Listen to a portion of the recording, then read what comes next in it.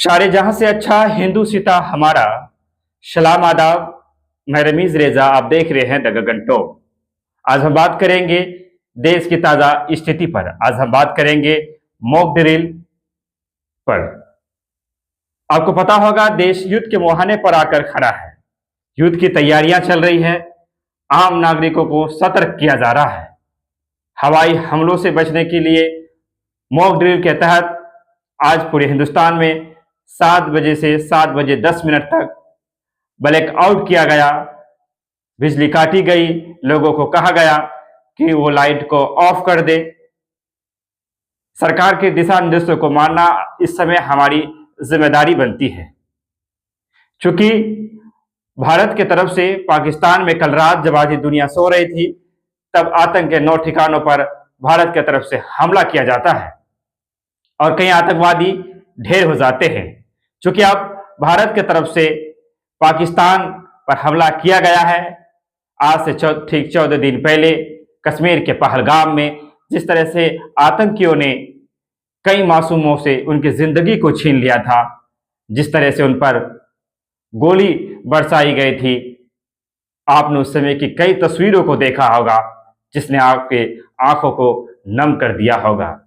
सच कहा है किसी ने कि आतंक का कोई अपना मजहब नहीं होता, आतंक का कोई अपना जो है ठिकाना नहीं होता।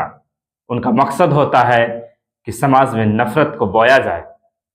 हिंदुस्तान को ललकारने की हिमाकत पाकिस्तान को आखिरकार महंगा पड़ा, जब हिंदुस्तान की तरफ से पाकिस्तान पर कल रात बमबारी की गई, एयर स्ट्राइक किया गया। चुन चुनकर आतंकी ठिकानों पर बम बरसाए गए। कई आतंकी ढेर हो गए और कई आतंकियों को मार गिराया गया। मॉक ड्रिल के तहत ब्लैकआउट जो किया गया, इसके पीछे मकसद सिर्फ इतना होता है कि जब सायरन बजे तो आपको कहीं छुप जाना है। जब सायरन बजे तो आपको जो है घरों की बत्तियों को बुझा देना है, लाइट अंधेरा कायम कर देना है। क्योंकि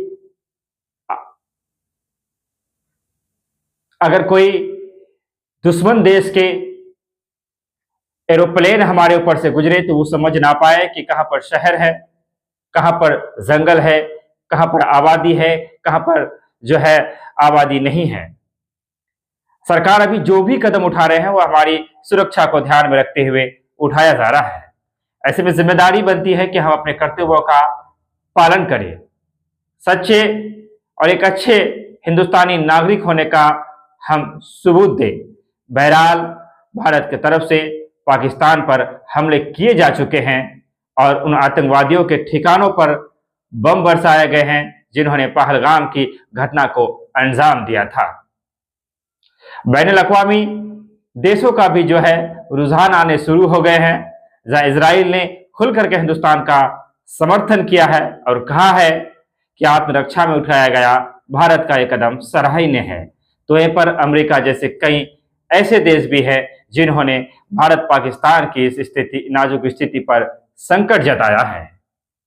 बहरहाल शुरुआत पाकिस्तान की तरफ से की गई थी कि जब उन्होंने कश्मीर के पहलगाम पर मासूमों पर गोली बरसाए और कई जिंदगियों को मौत के घाट उतार दिया गया।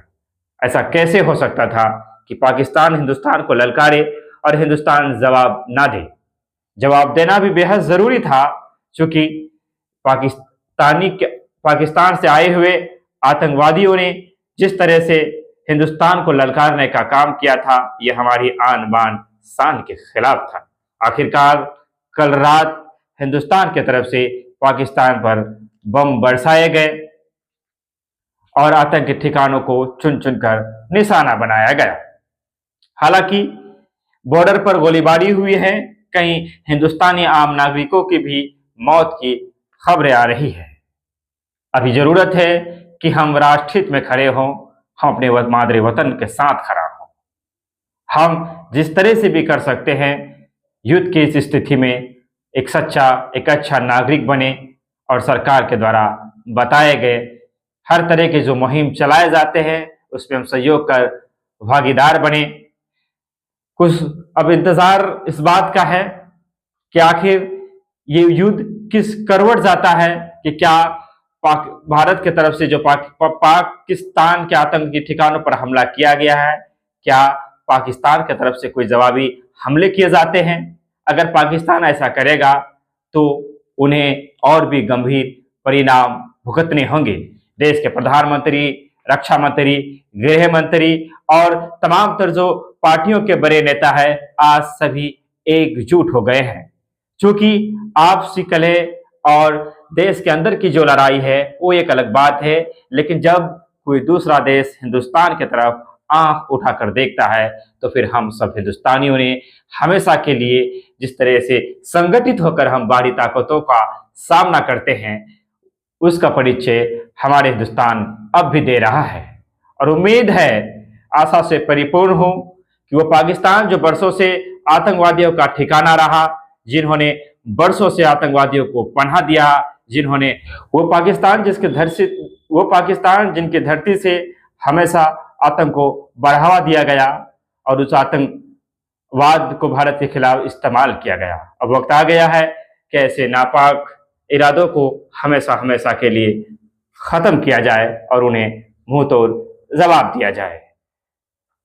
हम आपसे विदा लेना चाहेंगे, गुजारिश करेंगे खबरों को शेयर करें और पेज को फॉलो करें। यूट्यूब में है तो सब्सक्राइब कीजिए। धन्यवाद, शुक्रिया, आदाब।